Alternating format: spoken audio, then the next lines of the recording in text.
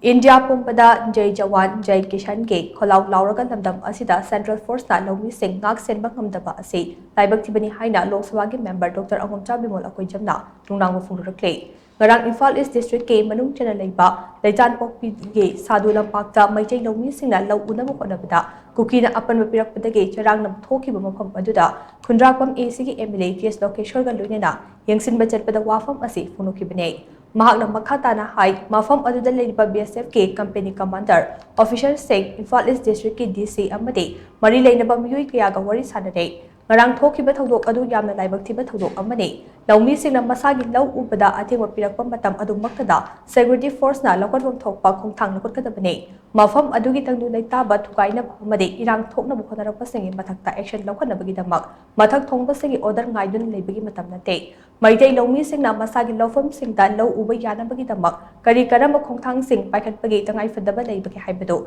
khananaba khunja sing yawa mifam ama kaungnaba DC da kangan khrei logi wangmada thabak tawrakpa sing asigi mathakta security force na lawkhatfam thokpa thabak lawkhatnaba su BSF ke company commander da kangan khrei ngarang chatharakiba thawong aduda karigumba political gi oiba wafam yarom labadi parliament da pukatuna home ministry gi level da wangang lakani haidasu mangna makhata na phongdokhe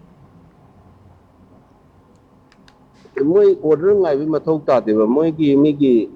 hana share pcg 131 section nam le ko adu da dc da gi permission law da su anything magi area operation thola di intervene ta wena ajena bns adu 162 da lai bane ba adu dc na su remind ta wai join sana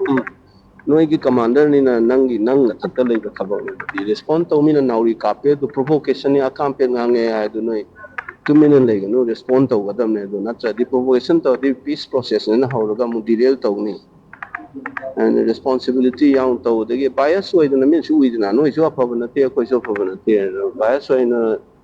no neutral na thabak to do da defend law defend to the big mong ek min o like chi do se to ga no no nang commander ni na sana na sinma drama da su yaw do ni Mantri na ko gan chatong na ti ai gi level le long amba taw nang su company commander ne taw hairam ba aduga ai dc da request aw ne SPO aduga mo gi battalion commander ga local meeting am tasilo ina dc da so ai ha ma na kai de local si lo bu ya na ko mai sin de ge do Yangsin Khongchat aduga mari laina na khundrakpam AC ke MLA TS location na high ngarang leitan pok pida thokiba thodok ado thoklam drabasu yaba thodok amane matungda amukhana asigumba thodok sing ase thokhandana ba BSF ki company commander yauna mari leina ba sing da khangan khrei laibak thibade lenga ki yathang matung ina maikai ani makna khulai thadokna ba khangan khibane tampakta leiba maitei sing de khulai thadok tuna surrender tawkre adum oina mak kuge sing gi oina de khulai thadorok pa ngasi fawba thengna dre Manadaba meeting the Chathariba Tawong Asina de Manipuri Tandu Laitaba Hanjul Hanba, Kaidong Ngamdoi. Tawong Asigi Mayokta Governor Yauna Marilay Nabasing the Wakat Kani Haida Sumana Makatana Phongdoke.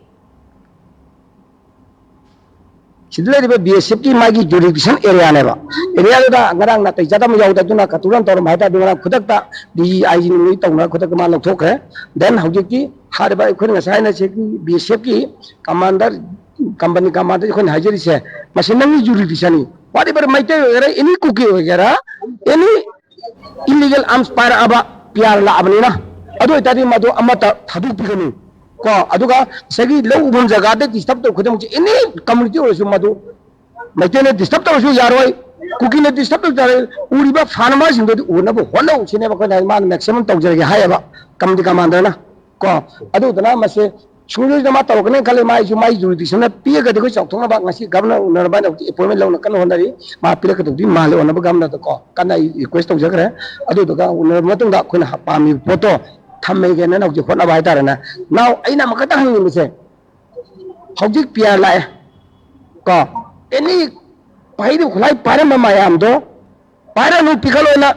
tampak da lone to ya ba tawre ngarang adam ur ba ngarang han de to yu mayam do singi di dam to udre na ko si kan under what condition da masi swana thamna du di ore gamna una kana koi dare hang na ba